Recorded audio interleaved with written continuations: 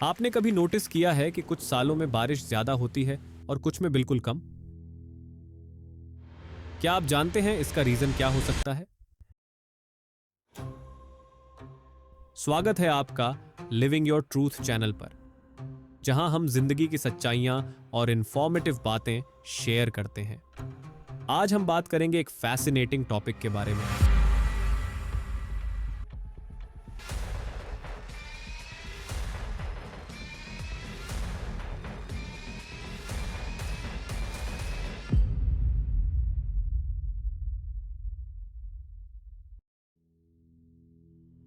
आपने शायद इसका नाम सुना होगा, पर क्या आप जानते हैं कि इसका असर सिर्फ वेदर तक ही सीमित नहीं है?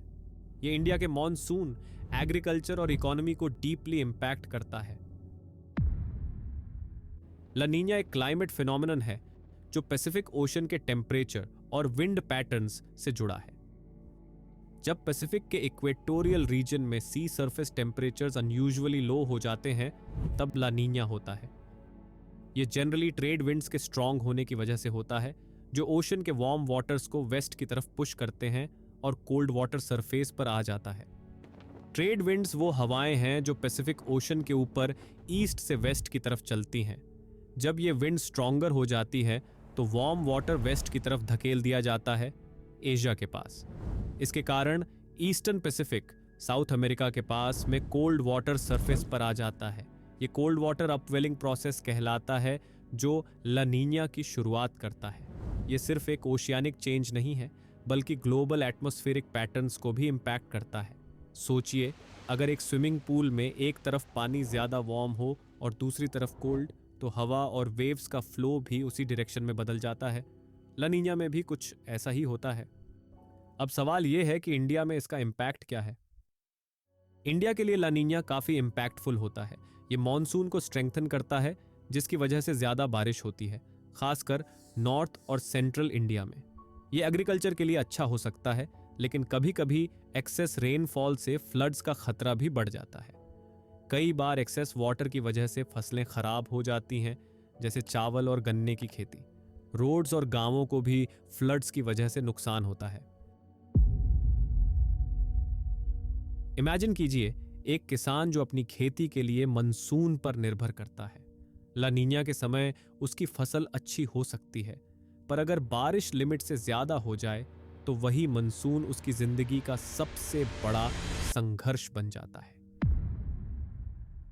यह है प्रकृति का संतुलन, जो हमें समझना जरूरी है। जैसे 2010 में ला नीना के कारण भारत में रिकॉर्ड ब्रेकिंग बारिश हुई थी, जो बाढ़ और फसल नुकसान का कारण बनी। आप सोचिए, अगर बारिश ज्यादा हो जाए तो क्या हमेशा अच्छा होता है?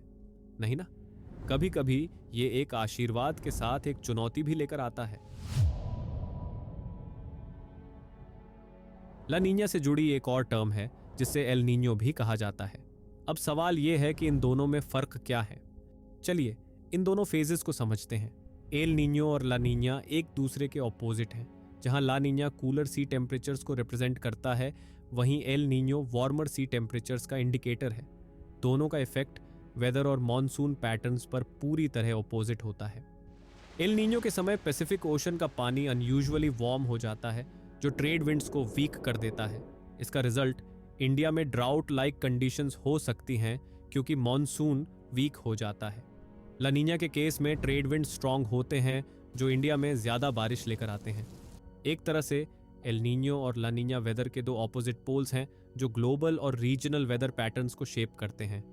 L Nino is like a warm hug जो बारिश को रिड्यूस कर देता है, और La Nina is like a cool breeze जो मॉनसून को और स्ट्रांग कर देता है।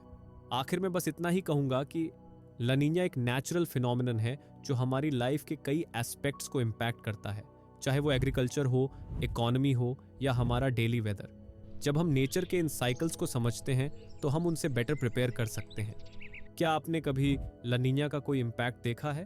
अपने थॉट्स कमेंट्स में ज़रूर शेयर करें, और अगर आपको यह वीडियो अच्छा लगा तो लाइक करें, शेयर करें और सब्सक्राइब करना ना भूलें।